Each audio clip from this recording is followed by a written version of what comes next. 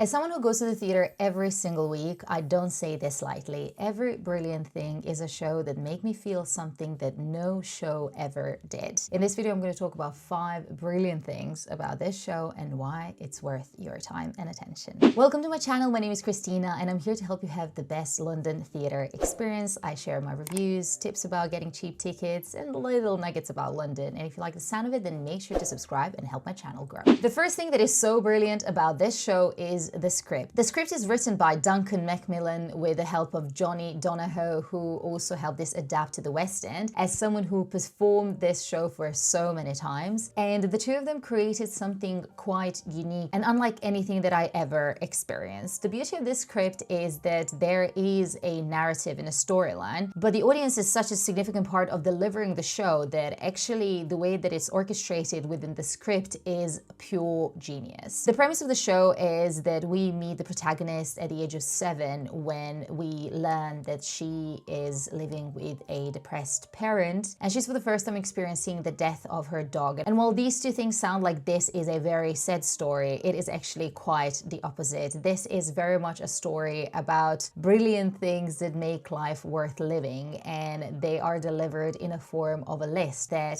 the kids started writing when they understood that their mom is not feeling particularly well, and continued doing this up until very much late in the adulthood. And a lot of different things are part of this list, such as little joys that make life great, but also some other things that made this particular character really happy, which a lot of people in the audience can also resonate with, because these are the things that we all experience but maybe not really appreciate on a daily basis. With a subject matter like this, it is sometimes really hard to strike that chord between being serious enough and profound enough and impactful enough, but also allowing it to be funny, light, and pretty much capture that essence of life itself, which is a series of ups and downs and everything that happens to us, but also people around us that sometimes we can or cannot impact. And that is the brilliance of this script, because it's written with so much heart and true understanding of human nature, which is the reason why the show resonates so much. And while this is the West End premiere of the show, it's been going strong for 10 years, because it actually started as a fringe show in Edinburgh, and then it slowly developed into what is actually a global movement today. This show has been performed in 80 countries in so many different languages, and the adaptability of the script is actually what enables this. So there are so many fantastic things that actually stem from the fact that this is a show that is written in a particular way, and I have never seen a script like this, I have never seen a show like this, and there are so many unique elements about it that are definitely worth shouting about. And if it's just to go see show for the script alone and see how it's written, I think it would have been worth it. But let's go on to the brilliant thing number 2 about this show, and that is the audience participation. As mentioned, audience has a really pivotal role in delivering the show. Basically, this is a one-person play, and all additional characters in the script are played by the audience members, which the actor very skillfully at the beginning of the show finds and speaks to them and asks them if they would be willing to participate as this particular character. And if you're an audience member who would like to experience this, then I would say pick to sit in the stalls, because majority of the people who were able to participate were sitting in the stalls. I was actually in the second balcony and I did manage to participate as well, but this is slightly different compared to some people who actually even were on stage with the actor at some time and had fairly prominent roles in the show. And while this might kind of scare you off initially, obviously if you don't want to be a participant in the show, you can say that, but the show is written with so much care and attention to detail that actually it just feels so comfortable, and it feels like it's a show that we are putting together with the actor who is leading it. And that community feel of the show was really felt in the theater, because we were all sitting in a circle and the stage is in the middle in Soho Place, and it just really had that intimate feeling of being so close to the actor and so close to the story. While there is a lot of room for improv and for technically things to go wrong if someone does not collaborate, I think that the way that the roles are distributed and that the questions in the script is written to ask audience members certain things, even the ones who are having a bigger role in the show, technically, it is still fairly controlled to help boost the narrative. The night where I went to see the show, everyone was so wonderful who was participating from the audience. Everyone gave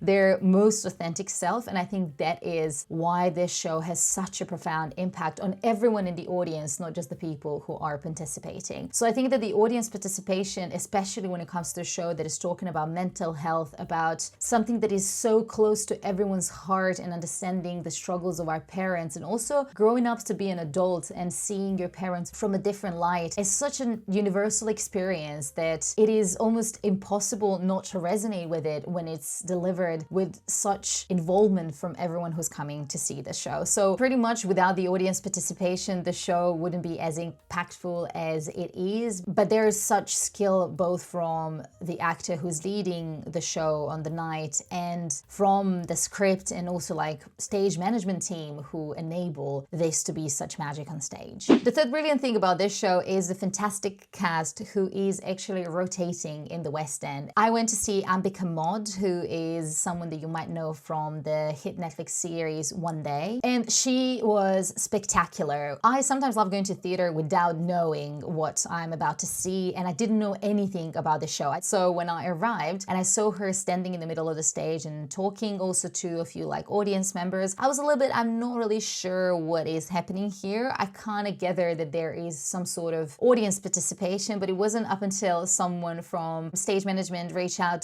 to me and came to me and offered me a sentence to say in the show. And I was like, oh, this is really cool that you get to people on all different levels of the theater to participate. But for a good 15-20 minutes, Ambika was speaking to the people in the audience. There were also some reshuffling of the seats, and as a spectator, you're just wondering how is this gonna all play out when she starts performing. And when she started performing, it was pretty clear how this was all in a way orchestrated to help audience participation, and there are specific seats that are dedicated to these different roles. And also sometimes she sits in the audience, and overall I think the blocking and arrangement of the whole show was so unique and fun to experience. But that aside, Ambika really managed to get us fully on board with her very natural way of delivering this character. I think if you've seen her in One Day, she has a really quirky and fun sense of humor, and her character was so real and authentic, and we were truly able to connect with her from the get-go. It really felt like she was delivering her story, and it was so personable. And also her crowd work with people in the audience and delivering certain moments of improvisation and really building up on what's happening on stage and in the crowd was really fun, because these are the moments when you get the most laughter from, or when those circumstantial moments become actually something that you're going to leave the theater and talk to your friends about. And I think Ambika was really good at helping these moments evolve on stage with her and really using them to take the story forward. As mentioned, she's not the only person doing this show. There's also Lenny Henry, Johnny Donahoe, who performed this show for years and also was the person who opened this show in Edinburgh Fringe, then Sue Perkins and Minnie Driver. So if you have a particular interest to see any of these actors, then I think it would be brilliant for you to go and check out this show, because it truly is something that they are co-creating with the script and with the crowd. And I think that this is such a beautiful way to experience an actor or comedian that you really admire. The fourth brilliant thing about this play